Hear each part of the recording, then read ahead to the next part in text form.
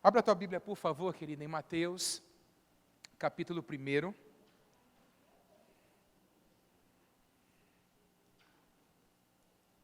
Mateus, capítulo 1, do versículo 1 ao versículo 16. Quem viu nas redes sociais a tela de chamada da pregação de hoje? Levante a mão, deixa eu ver. Ok. Nós temos um Facebook, querida. A gente quer utilizar esse Facebook para se comunicar com você.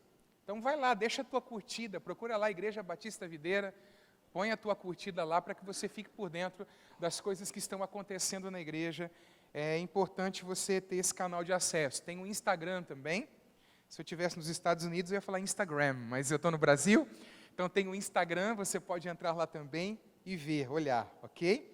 A genealogia do Messias é o título da mensagem nessa manhã. E eu quero ler com você o nome. Hoje você vai ler genealogia, crente. Hoje a gente começa você lendo genealogia. Vamos lá. A genealogia do Messias. Livro da genealogia de Jesus Cristo, filho de Davi, filho de Abraão. Abraão gerou Isaque, Isaque gerou Jacó.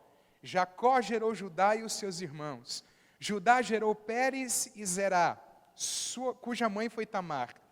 Pérez gerou Hezron. Hezron gerou Arão. Arão gerou Aminadab. Aminadab gerou Naasson. Naasson gerou Salmão. Salmão gerou Boaz, cuja mãe foi Raabe. Boaz gerou Obed, cuja mãe foi Rute. E Obed gerou Jessé. Jessé gerou o rei Davi.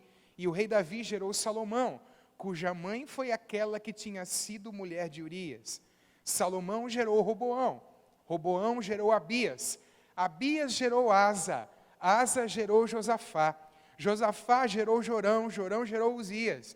Uzias gerou Jotão. Jotão gerou Acás. Acás gerou Ezequias. Ezequias gerou Manassés. Manassés gerou Amon. Amon gerou Josias. Josias gerou Jeconias e os seus irmãos, no tempo do exílio na Babilônia.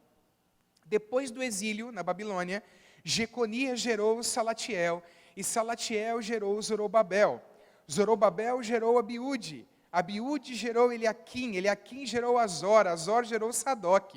Sadoc gerou Aquim. Aquim gerou Eliúde. Eliúde gerou Eleazar. Eleazar gerou Matã. Matã gerou Jacó.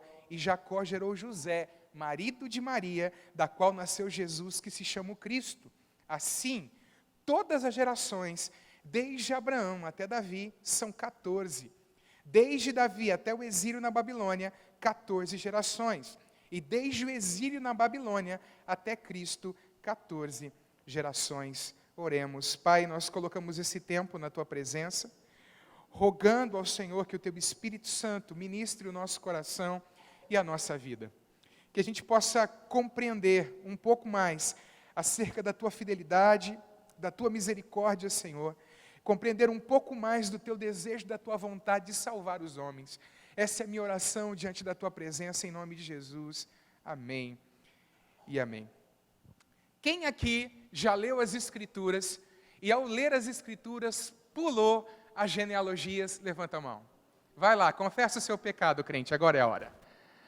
Eu acho que todos nós já, fizemos isso. E se não fizemos isso, você é muito crentão. Você me procura que depois eu vou te dar um presente. Ok? Todos nós já, muito possivelmente, fizemos isso. Estávamos lendo as Escrituras. E quando chegou esse monte de nome estranho, esquisito, que tem muito pouco a ver com a nossa cultura, nós pulamos essas genealogias porque pensamos, bom, isso não deve ter muita relevância para a nossa vida, isso não deve ter muita importância para a nossa vida. Mas uma coisa interessante que nós podemos analisar, cada um desses nomes reflete uma história de vida. Gente que viveu em tempos diferentes, em épocas diferentes, que tiveram suas experiências com Deus, algumas experiências mais espetaculares, outras experiências menos espetaculares.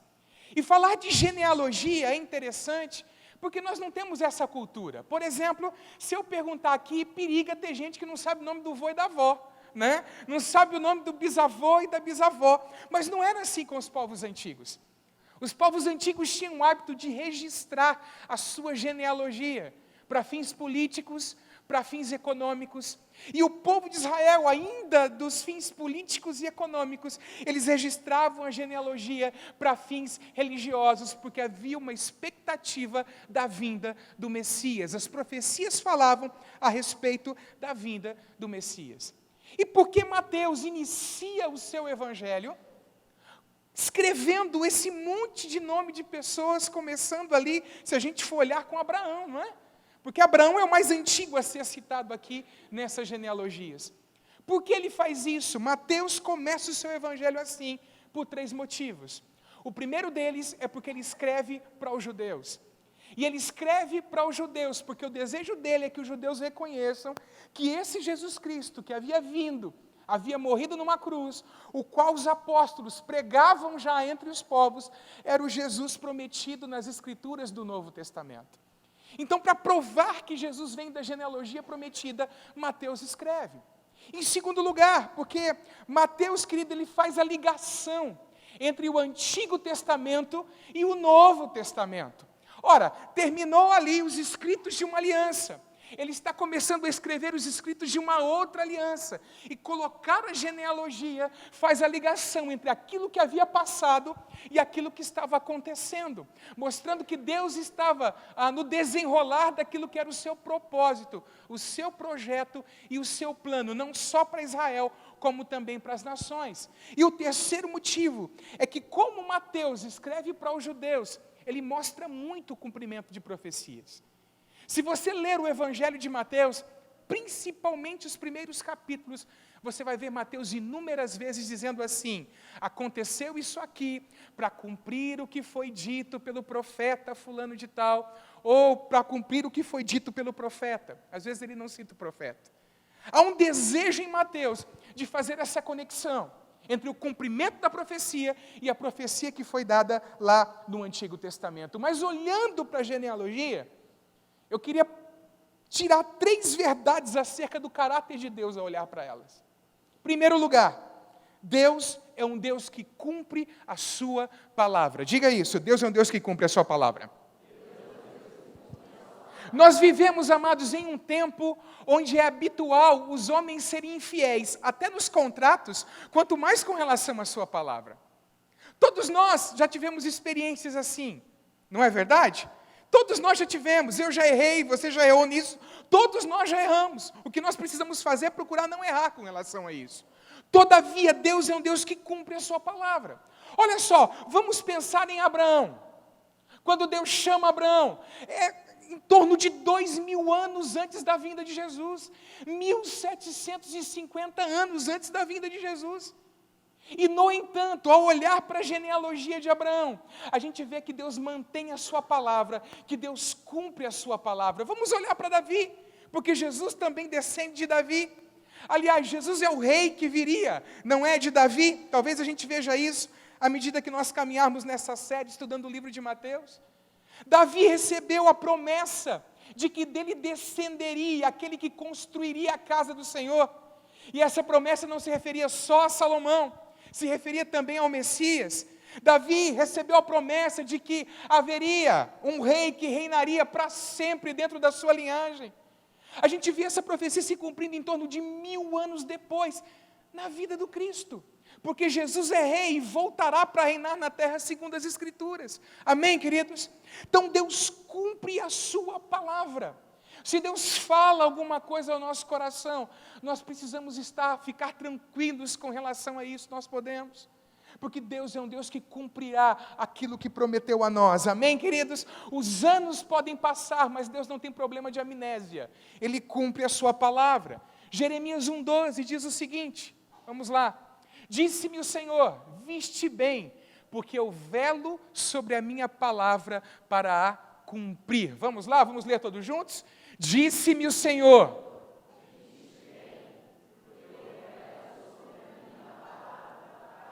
Essa palavra velo também poderia ser traduzido como vigiar.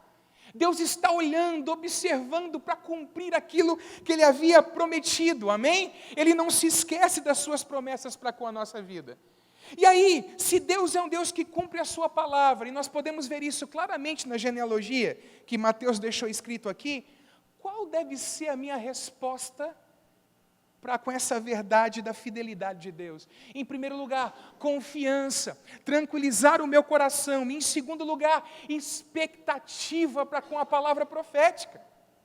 Por que expectativa para com a palavra profética?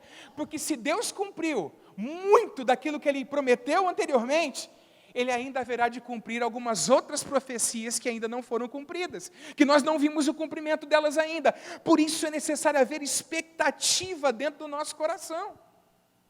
Às vezes eu vejo assim, a gente gosta muito das promessas de Deus, a gente gosta muito de ouvir que Deus vai cumprir a sua palavra, mas Deus vai cumprir a sua palavra naquilo que nós entendemos que é bom, e Deus também cumprirá a sua palavra no que diz respeito às admoestações que nós vemos dentro das Escrituras.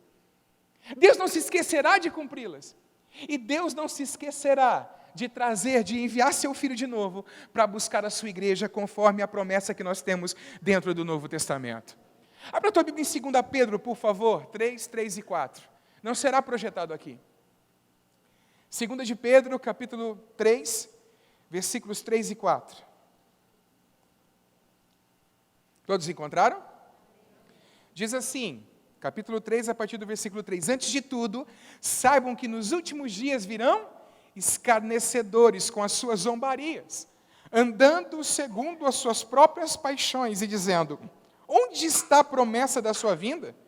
Porque desde que os pais morreram, todas as coisas permanecem como desde o princípio da criação?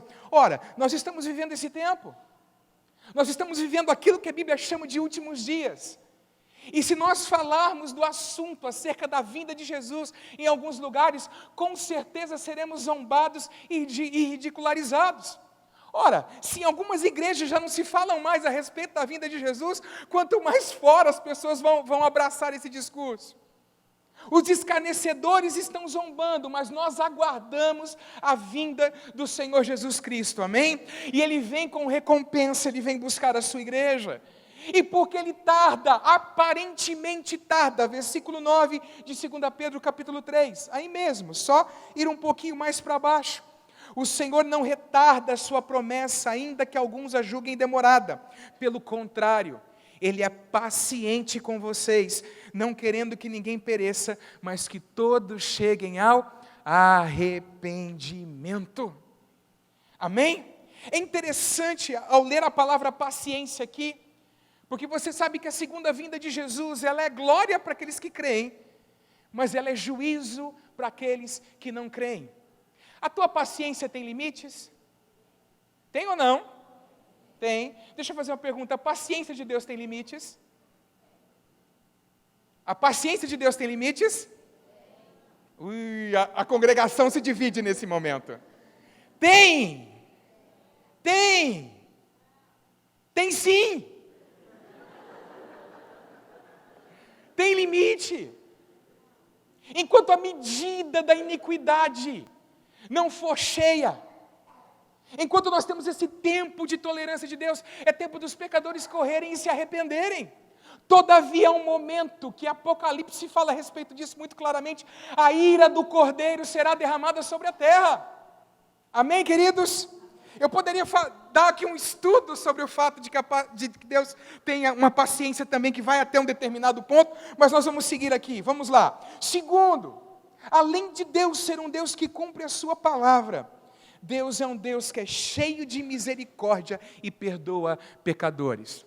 O fato de Cristo ter se feito carne, se identificado com a nossa humanidade, querido, ter trazido sobre si algumas limitações próprias da encarnação, mostra o amor que Deus tem por nós e como Ele quer nos perdoar. Porque encarnação é a evidência, amados, de que Deus quer liberar a sua graça e o seu perdão sobre todos os homens. Amém, queridos? E ao olhar para essa genealogia, a gente encontra um homem que vai ser um exemplo claro para a gente, acerca da misericórdia do Senhor. Manassés, filho de Ezequias. Abre, por favor, a sua Bíblia em 2 Crônicas 33.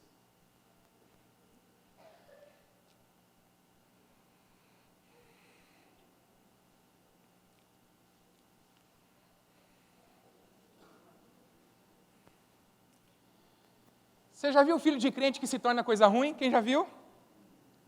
Quem já viu? Vamos lá, gente. Todos nós conhecemos histórias assim, né? Alguns de vocês até falam deles aí, nessa hora não quer levantar a mão, né?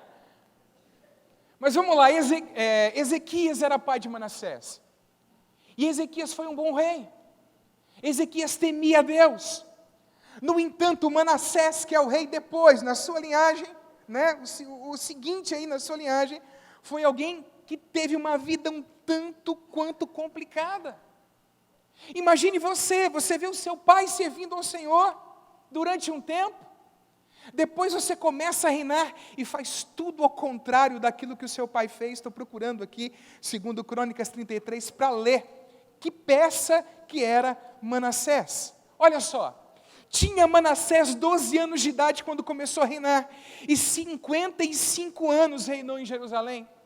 Ele fez o que era mal aos olhos do Senhor, conforme as abominações dos gentios, que o Senhor lançara fora de diante dos filhos de Israel. Tornou edificar os altos que Ezequias seu pai tinha derribado. Levantou altares a Balaim, fez bosques, prostrou-se diante de todo o exército dos céus e o serviu. Edificou altares na casa do Senhor, da qual o Senhor tinha dito: em Jerusalém estará o meu nome eternamente. Edificou altares a todo o exército dos céus em ambos os pátios da casa do Senhor.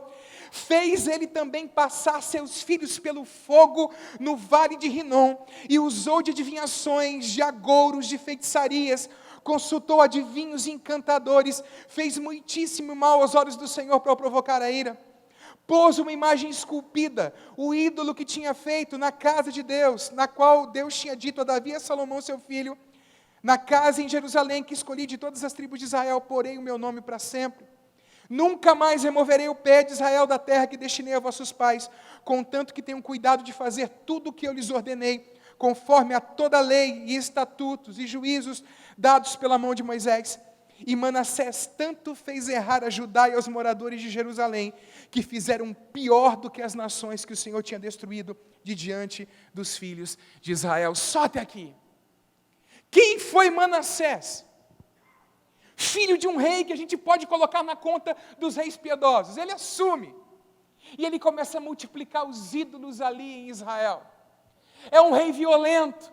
Coloca imagens de escultura dentro da casa do Senhor, dentro do templo de Jerusalém. Pega os seus filhos e os sacrifica. Quando o texto diz fez passar pelo fogo, queima os seus filhos num altar para divindades pagãs. Adivinhava pelas nuvens, era agoureiro, consultava adivinhos, fez tudo aquilo que Deus havia feito para não fazer. Pior, ele não só fez, mas ele é uma força de influência que impulsiona outros a fazerem o mesmo que ele tinha feito. Rio torto. Gente que eu e você não teria muita misericórdia, não. Olha o que diz, segundo Reis 21:16, Manassés derramou muitíssimo sangue inocente, até encher Jerusalém de um a outro extremo. Por conta dos seus pecados, depois que Deus enviou profetas, depois que a paciência de Deus se esgota para que o juízo de Deus caia, o juízo vem, ele é arrastado, ele é levado cativo para a Síria. E lá na Síria, esse camarada lembra que Israel tem Deus. E esse camarada lembra que o Deus de Israel é misericordioso. E que ele pode clamar ao Deus de Israel. Está aberto ainda em 2 Crônicas 33? Vamos lá, versículo 11, diz assim: pelo que o Senhor trouxe sobre eles os príncipes do exército do rei da Síria, os quais prenderam a Manassés entre os espinhais, e o amarraram com caldeus e o levaram à Babilônia. E ele, angustiado, orou deveras ao Senhor seu Deus, e humilhou-se muito perante o Deus de seus pais. E lhe fez oração, e olha o que diz: e Deus se aplacou para com ele, ouviu a sua súplica, e tornou a trazer a Jerusalém ao seu reino. Então conheceu Manassés que o Senhor era Deus. E a gente vê uma peça dessa na linhagem de Jesus, e aqui fica a pergunta, irmãos: o que isso traz de ensinamento para mim e para a sua vida? Traz de ensinamento que nós podemos confiar muito na misericórdia do Senhor, e acreditar que todas as vezes, mesmo que nós tenhamos ido longe, que nós o invocarmos, que nós o buscarmos com arrependimento, o Senhor se tornará favorável a nós, amém? É isso que a palavra ensina para nós. E isso mostra para nós que existem pessoas para as quais nós não pregamos o Evangelho, porque nós temos alguns preconceitos para com elas, e achamos que os pecados aos quais elas estão metidas é grande demais para que elas possam sair deles. Nos esquecemos que a mensagem que nós ouvimos é uma mensagem de graça, que é uma mensagem que roga os homens para que os homens se arrependam. É por isso que nós podemos sair pelas ruas, irmãos, e pregar sim para o traficante que mora lá no nosso bairro, falar sim para aquela pessoa que nós conhecemos, que não faz parte do nosso ciclo de relacionamento e que faz coisas que Deus me livre, você disse, o meu filho fizesse. Nós podemos anunciar o Evangelho para essas pessoas, porque se elas se voltarem para o Senhor, então a graça de Deus será derramada sobre a vida delas em abundância. Me lembro de um pastor falando uma coisa muito interessante, que ele gosta de semear para esse tipo de pessoa, a semente do Evangelho, porque tem muito esterco. E no lugar onde tem muito esterco, o que acontece com a semente? A semente desabrocha. Onde abundou o pecado, superabundou a graça de Deus, amém? É isso que as Escrituras dizem para nós. Nós podemos pensar no próprio Mateus, que foi alcançado pela graça de Deus, que é o escritor desse evangelho aqui. Quem era Mateus, irmãos? Um publicano, pertencia a uma classe especial de pecadores. Porque a Bíblia vai dizer pecadores, vai dizer assim, publicanos e pecadores. Então quer dizer, era uma classe especial, era uma classe diferente. Eram tidos como o quê? Traidores da nação. Estavam trabalhando junto com o povo que estava trazendo a sua nação sobre jugo. No entanto, Jesus passa por aquela coletoria e chama Mateus, o escritor do Evangelho, que na época era Levi, e então Levi se transforma em Mateus, um dom de Deus dado às nações, porque esse Evangelho é lido nas nações, muito provavelmente em todos os dias em que nós vivemos, amém, queridos? Então a genealogia de Jesus me ensina que a misericórdia do Senhor pode alcançar e perdoar até aqueles que às vezes eu julgo que já cruzaram a linha, amém, queridos? Terceiro, a genealogia de Jesus me ensina que Deus deseja a salvação de todos os homens. A Bíblia fala de eleição? A Bíblia fala ou não fala de eleição? Sim, tem lá o termo eleitos de Deus. A Bíblia fala a respeito disso. A Bíblia fala de predestinação? Sim, a Bíblia fala de predestinação. Mas as pessoas vêm com um selo, esse eleito, esse não eleito, esse eleito, esse não eleito. A Bíblia vem, as pessoas vêm com um selo, irmãos? Não, elas não vêm com selo. E o texto diz que é desejo de Deus a salvação de alguns. De meia dúzia numa cidade. De 4 ou 5. Não, encheu a igreja, já está bom. Olha, o culto está cheio, já está bom. Não. A Bíblia deixa claro para nós que o desejo de Deus é salvar a todos os homens e levarem ao pleno conhecimento da verdade. Aí você diz, pastor, o que isso tem a ver com a genealogia que Mateus escreveu? Tudo a ver. Ao olhar para a genealogia, a gente encontra, por exemplo, Raabe. O que Raabe era? Mas não era isso que eu queria. O que Raabe era? Gentia. Não fazia parte da linhagem. A gente encontra aqui Ruth, agora ficou fácil. O que Ruth era? Gentia, moabita. Deus havia, lá no Antigo Testamento, por conta do incesto de Ló com as suas filhas, de onde vem o povo moabita, impedido os moabitas de entrarem no templo.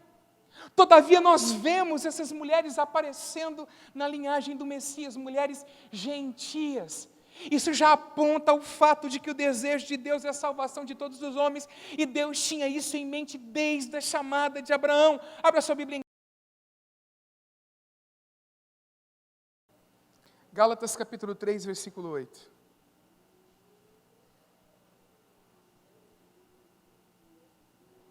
Por que Deus chamou Abraão mesmo? Deus chamou Abraão para, a partir de Abraão, formar um povo, é ou não é?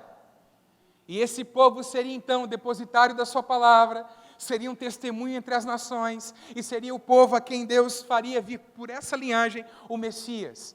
Por isso que a gente vê o nome de Abraão aí na linhagem que Mateus escreve. Mas qual que era o propósito por trás de levantar um povo? O propósito por trás de levantar um povo era abençoar todas as nações da terra. Ou seja, quando Deus chama Abraão, o evangelho já estava ali dentro da promessa que ele havia feito a Abraão. É isso que Paulo escreve em Gálatas capítulo 3. Ele vai dizer, olha só, ora, tendo a Escritura previsto que Deus justificaria os gentios pela fé, pré-anunciou o Evangelho a Abraão, dizendo, em você serão abençoados todas as famílias da terra. E tanto é o desejo que todas as famílias da terra sejam abençoadas, irmãos, que o Senhor ordenou à igreja que cumprisse uma missão. Qual que era a missão? Ir por todo o mundo, pregar o Evangelho a toda criatura. Vocês se lembram que alguns dias, domingos atrás aqui, eu acho que 21 dias atrás, eu falei com os irmãos a respeito de que todo cristão é um ministro de tempo integral. Quem lembra disso? Todo cristão é um ministro de tempo integral. O que significa? Durante toda a nossa vida, no trabalho, na escola, lá no dia a dia, na nossa vizinhança, por onde eu passo, eu sou alguém que devo ministrar às pessoas e falar de Cristo para as pessoas, porque se elas não ouvirem, elas não crerão. Não é essa a pergunta? Lá de Romanos, como ouvirão se não há quem pregue? Quem são os pregadores? É o pastor? Também. Mas os pregadores somos todos nós, amém, queridos? A genealogia do Messias ensina para mim e para você que o Senhor quer que os homens sejam alcançados por sua graça, salvos por sua graça, e que nós temos uma mensagem para pregar. E aí, irmãos, eu fico pensando em algo, que naquele dia um monte de gente vai comparecer diante do Senhor para apresentar suas obras, e vai apresentar um monte de coisa que Jesus nunca pediu que fosse feito. E aquilo que o Senhor pediu que fosse feito, não será apresentado ao Senhor, porque estávamos envolvidos em muitas distrações dentro da igreja. Escute, a vida da igreja não são só os cursos que são ministrados aqui. A vida da igreja não é só um domingo aqui que você vem durante 1h30, às vezes passa um pouquinho mais, levante as suas mãos, adora ao Senhor, é muito tranquilo, ambiente bom, climatizado, cadeira confortável, é tudo muito gostoso, irmãos. Mas aqui é como se fosse um quartel-general, em que nós somos edificados, capacitados, aperfeiçoados, para sairmos lá fora e fazermos a obra do Senhor, porque a obra não é feita por um pequeno grupo, que a gente chama de clero dentro da igreja. A obra é feita por todo o corpo, por toda a igreja, amém, queridos? Abre mesmo, nos últimos versículos de Mateus, por favor. Mateus 28, 19 e 20. Vamos lá, portanto vão e façam clientes de todas as nações. É isso que diz o texto? Não, o texto diz, portanto vão e façam. O que é um discípulo? Um discípulo é alguém que deve se parecer com o seu Senhor, com o seu discipulador, ou com Jesus Cristo, para usar uma linguagem bem mais fácil para você entender. Isso é um discípulo. A igreja faz discípulos quando ela prega a mensagem para alguém é salvo, então essa pessoa que foi salva começa a ser instruída na palavra, e a vida dela vai sofrendo uma transformação, e ela vai se tornando a cada dia parecida com Cristo. Essa é a tarefa que o Senhor deu para nós, amém, queridos?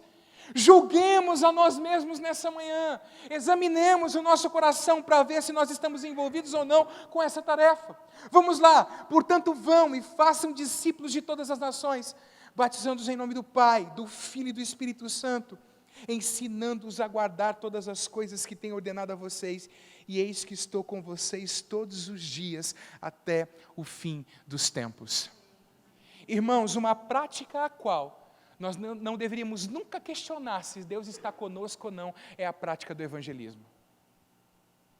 Porque quando nós testemunhamos, você pode estar certo que o Espírito de Deus estará trabalhando no coração da pessoa que tem ouvido a palavra. Amém, queridos? Para levar a pessoa a crer na pessoa de Jesus Cristo como Senhor e Salvador de sua vida. Então a genealogia de Jesus me ensina 3 coisas.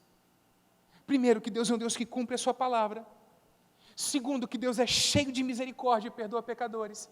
E terceiro, que Deus deseja a salvação de todos os homens.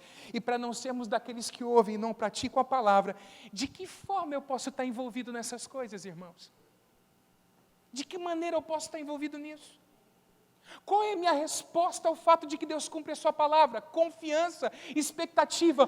Qual é a minha resposta a um Deus que é cheio de misericórdia? Pregamos o evangelho até para aqueles que achamos que não, na nossa ótica não tem jeito para eles. E terceiro, se Deus deseja a salvação de todos os homens, anunciemos, coloquemos recursos nisso, coloquemos tempo e esforço nisso, porque essa é a vontade de Deus e a missão que Ele deu para a igreja. Amém, queridos? Faz uma perguntinha enquanto você levanta aí no seu lugar, para a pessoa que está do seu lado. Pode ir levantando aí, você faz a pergunta. Diga assim para ele: você está envolvido com a grande comissão, querido?